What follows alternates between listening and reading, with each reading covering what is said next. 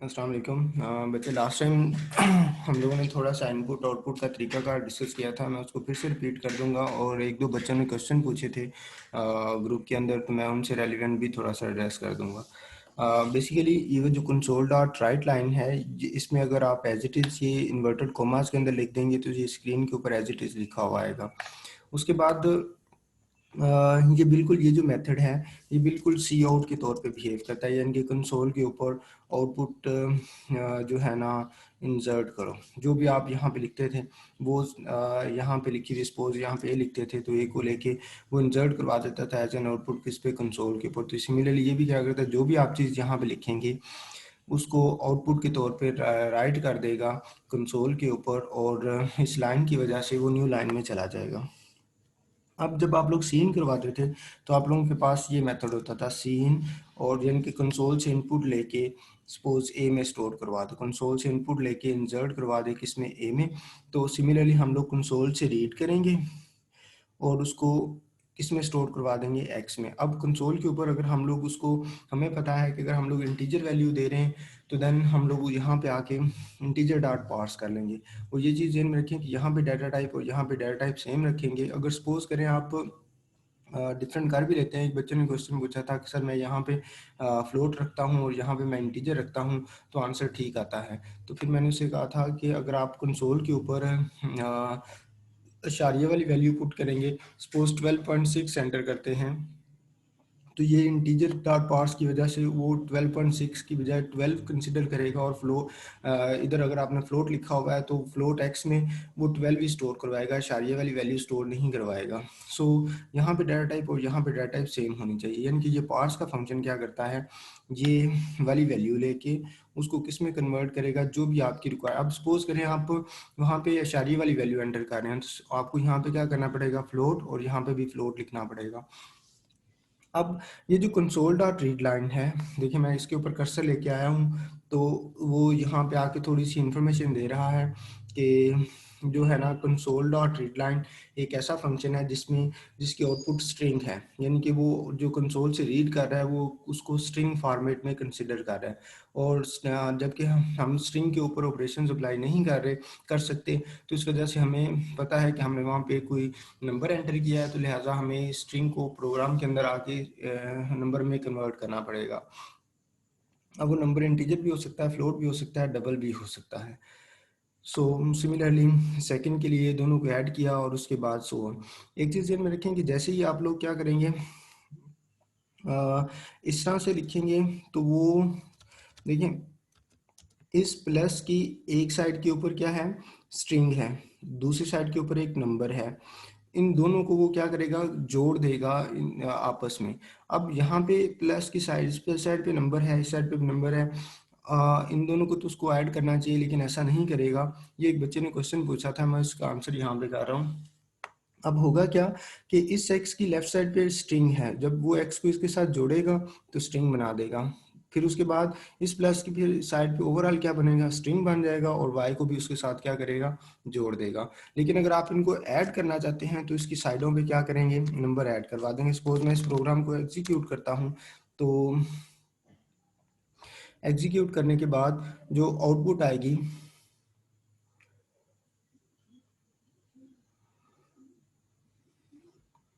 उसमें मैं जब वैल्यूज एंटर करूंगा, सपोज 12 है एंड 23 है, तो वो देखिए उन दो 12 और 23 को उसने जोड़ दिया, क्योंकि यहाँ पे हमने उन दोनों के दरमियान प्लस लिखा हुआ था। ठीक है,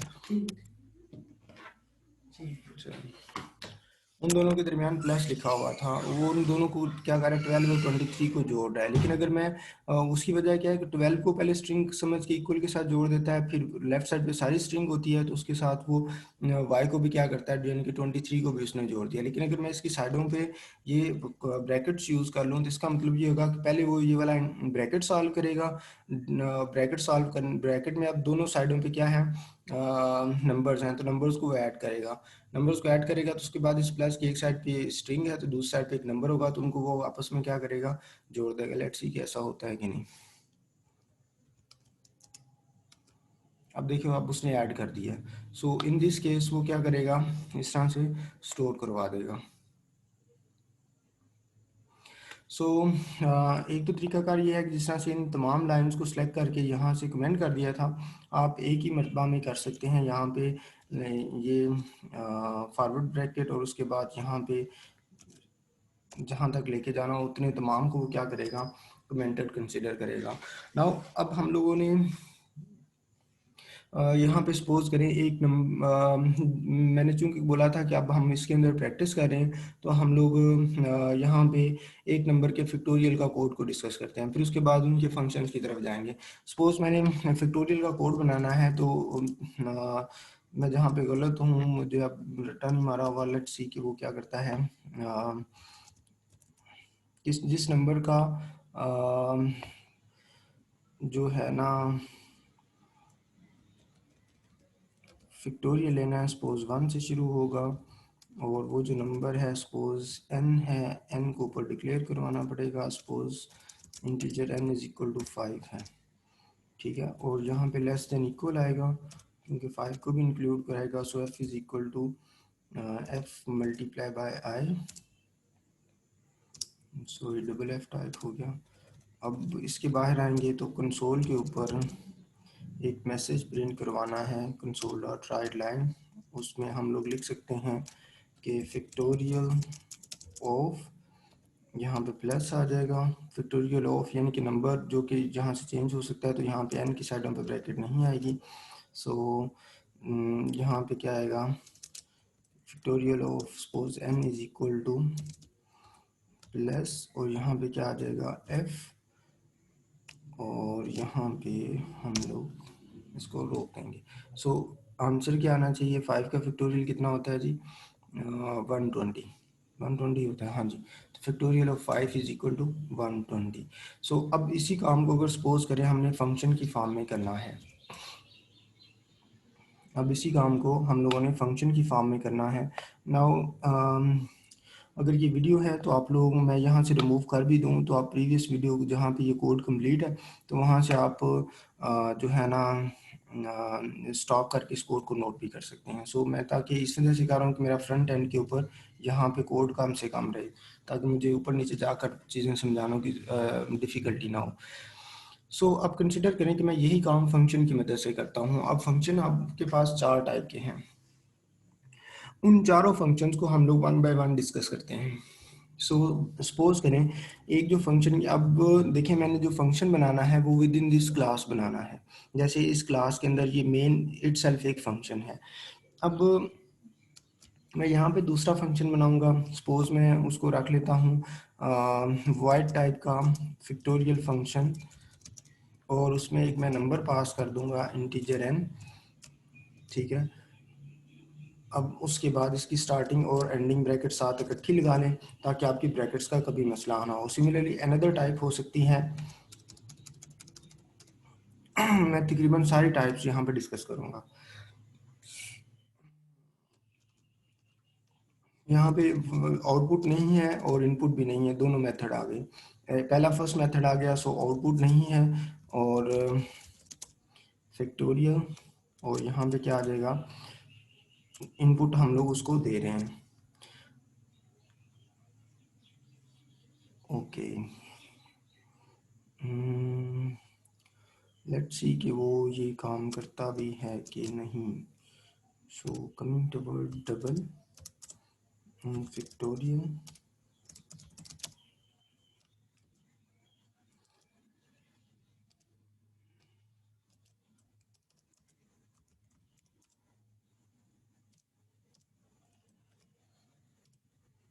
ये जस्ट मैं समझा देता हूँ ये क्या कर रहा हूँ, लेकिन लेट मी फर्स्ट सर्च के ये काम भी करेगा कि नहीं। फैक्टोरियल इंटीजर एन, ये चारों टाइप्स लिख दें। आई थिंक ये फंक्शन ओवरलोडिंग की वजह से जो है ना मसला करेगा, सो उस वजह से मैं जस्ट ट्राई कर रहा हूँ। ओके, एरर क्या आती है,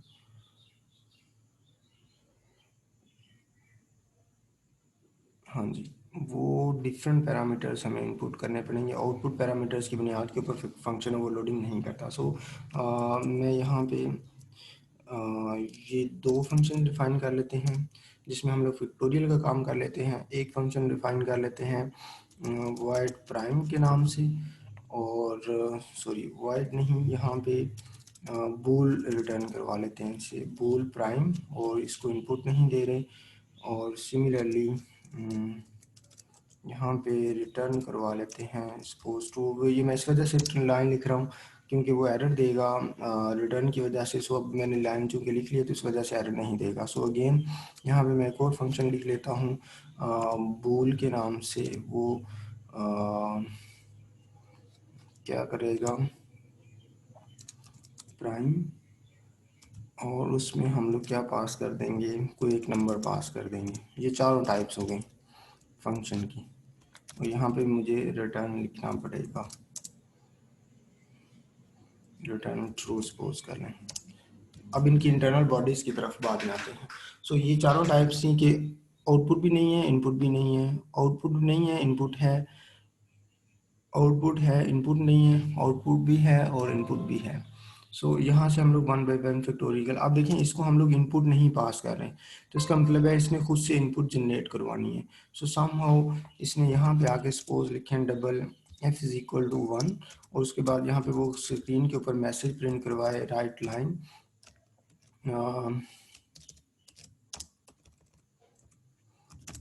enter the value of enter the value of n, ठीक है। और उसके बाद यहाँ पे आ जाए integer n is equal to integer dot parse, और उसमें कंसोल डॉट रीड लाइन, और यहाँ पे ब्रैकेट बंद, और उसके बाद मैं यही कोड कॉपी पेस्ट कर लेता हूँ, ठीक है।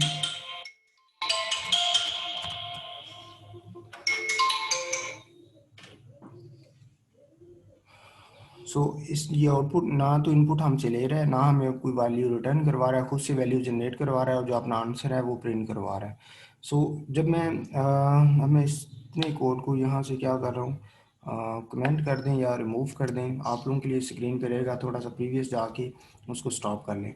नाउ अगर कंसिडर करें कि मैं यहाँ पे इस फंक्शन को कॉल करता हूँ, यानी कि ये वाला जो फंक्शन है इस मेन फंक्शन में कॉल करता हूँ तो कॉल होना चाहिए, लेकिन यहाँ पे वो लिस्ट में शो नहीं करवा रहा। उसकी वजह ये है कि ये जो मेन फंक्शन है वो स्टैटिक फंक्शन है। स्टैटिक फंक्शन अपनी क्लास के स्टैटिक फंक्शंस को ही कॉल कर सकता है, ठीक है।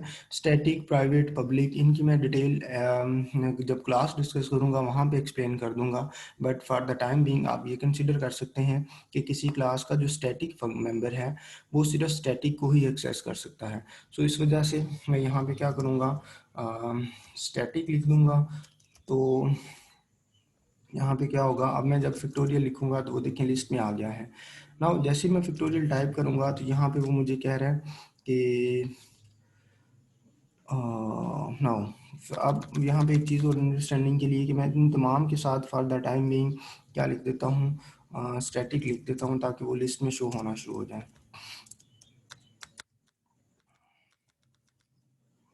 स्टैटिक,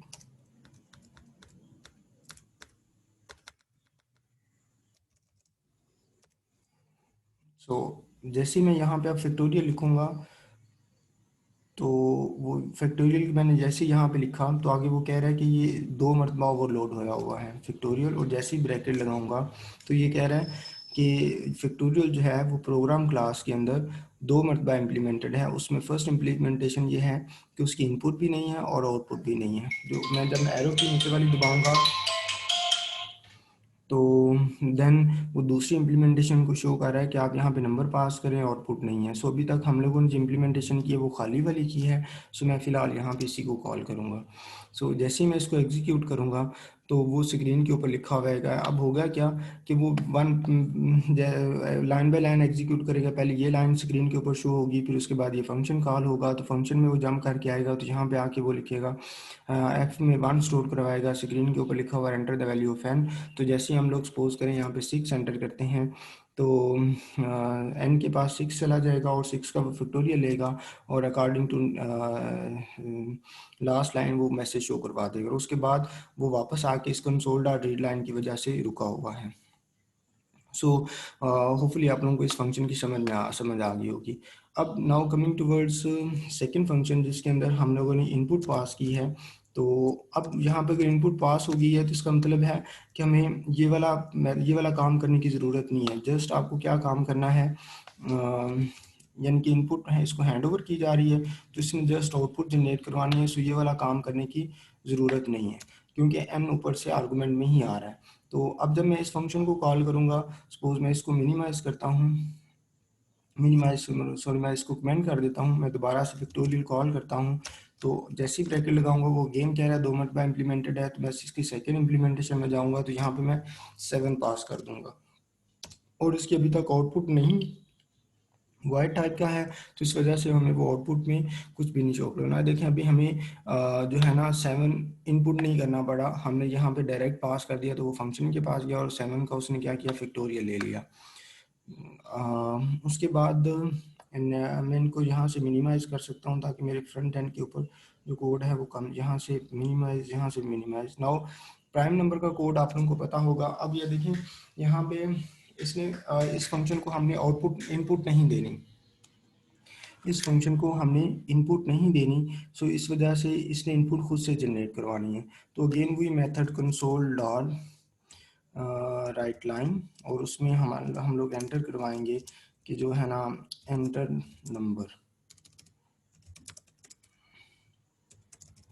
नंबर आ गया। फिर उसके बाद नेक्स्ट में हम लोग क्या करेंगे, integer suppose x is equal to integer dot parse, और उसमें हम लोग क्या कर देंगे console dot read line. Okay, अब इस x को हमने चेक करना है कि वो प्राइम है कि नहीं है। तो उसके लिए हम लोग एक बूल टाइप का वेरिएबल ले लेंगे। आप लोगों ने सपोज उसको p का नाम रख लें, उसके पास इनिशियली हम लोग क्या रखवा देते हैं, फॉल्स रखवा देते हैं, ठीक है। इनिशियली उसके पास फॉल्स है, फिर उसके बाद हमने उस नंबर को उससे छोटे तमाम नंबर से डिवाइड करके चेक करना है, और स्टार्ट कहाँ से करना है 2 से, और कहाँ तक जाना है उस नंबर से छोटे नंबर से डिवाइड करके चेक करना है। सो यहाँ पे आके हम लोग कंडीशन लगा देंगे कि अगर जो x है वो उसका जो रिमाइंडर विद i है इक्वल टू 0 होता है, तो इसका मतलब है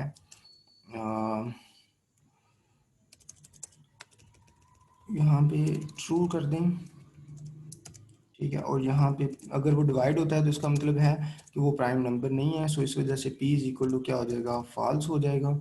और यहाँ से हम लोग p फॉल्स हो जाएगा, अदरवाइज नहीं तो p ट्रू रहेगा। आप लोगों ने यहाँ पे कोड के अंदर 0 1 यूज़ किया हुआ है, तो मैं यहाँ पे p की लॉजिक को यूज़ कर रहा हूँ। सो यहाँ पे एक चीज़ ध्यान में रखें कि जो चीज़ यहाँ पे रिटर्न हो रही है वो p है, p की डाटा टाइप और यहाँ पे लिखी हुई डाटा टाइप क्या होनी चाहिए, सेम। यहाँ पे बूल है तो p की डाटा टाइप क्या है, बूल है, सो इस वजह से एरर नहीं आएगी ना। जब मैं इस फंक्शन को यहाँ पे कॉल करूँगा, इसको मैं कमेंट कर देता हूँ ताकि मैं इसकी हेडेक से बच सकूँ। सो मैं जैसे ही यहाँ पे प्राइम लिखूँगा, प्राइम अगेन वो प्राइम के बारे में भी क्या करेगा, ये 2 मरतबा इम्प्लीमेंटेड है। एक इम्प्लीमेंटेशन कि आपने इनपुट नहीं देनी, लेकिन ये बूल रिटर्न करेगा। बूल रिटर्न करेगा तो इसका मतलब है इसका आंसर हमें किसी बूल टाइप के वेरिएबल में स्टोर करवाना पड़ेगा।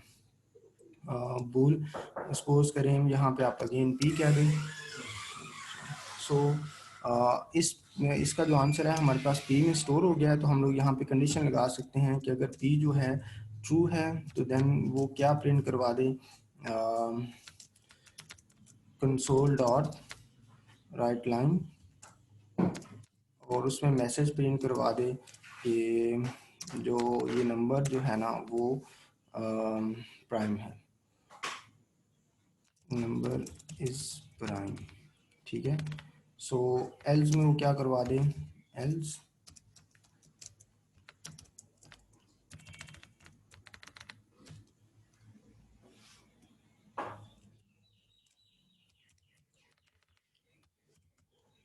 Number is not prime. So let's see कि वो क्या काम करता है। सपोज मैं यहाँ पे 6 एंटर करता हूँ तो नंबर इज़ नॉट प्राइम। मैं दोबारा से इस प्रोग्राम को एग्जीक्यूट करता हूँ तो मैं यहाँ पे 11 प्रेस करता हूँ तो 11 के बारे में क्या कह रहा है कि नंबर इज़ प्राइम। सो अब इसमें थोड़ा बहुत मसला हो सकता है, आपके सामने है, आप लोग इसको देख लें कि क्या करना है। सो ये बूल एक बूल की इम्प्लीमेंटेशन होगी। नाउ जो अदर बूल है फंक्शन, इसमें हमें नंबर दिया हुआ है। सो नंबर दिया हुआ है, हमें इनपुट करवाने की ज़रूरत नहीं है। सो मैं यहाँ से लेके यहाँ तक का कोड कॉपी कर लूँगा और बाकी लॉजिक आपके पास एज इट इज़ रहेगी। सो मैं यहाँ पे जाके कंट्रोल वी और रिटर्न ट्रू की बजाय रिटर्न बी हो रहा है और यहाँ पे एक्स है, तो मैं यहाँ पे नंबर जो आ रहा है वो हमारे पास एन आ रहा है। सो मैं यहाँ पे चेंजिंग कर दूँगा एन के साथ, ठीक है। सो मैं यहाँ पे अगेन 2-3 मेथड हैं कि हम लोग डायरेक्ट बूल में स्टोर करवा लें। एंड सपोज करें bool P is equal to prime और उसमें हम लोग यहाँ पे डायरेक्ट नंबर पास कर दें। जो सेकंड इम्प्लीमेंटेशन है कि यहाँ पे सपोज 5 पास कर दें, या फिर कंसोल डॉट रीड लाइन से लेके नंबर, तो वो जो है ना नंबर यहाँ पे पास कर दें और इस पी की बुनियाद के ऊपर आप डिसीजन ले लें कि वो ट्रू है या फॉल्स है, ठीक है।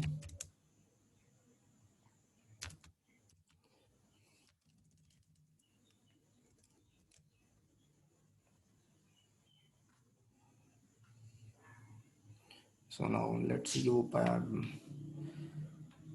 नंबर इज़ प्राइम, ठीक है। तो 5 जो पास किया तो उसके बारे में वो कह रहा है number is prime. So hopefully आपको ये फंक्शन की चारों टाइप समझ आ गई होंगी।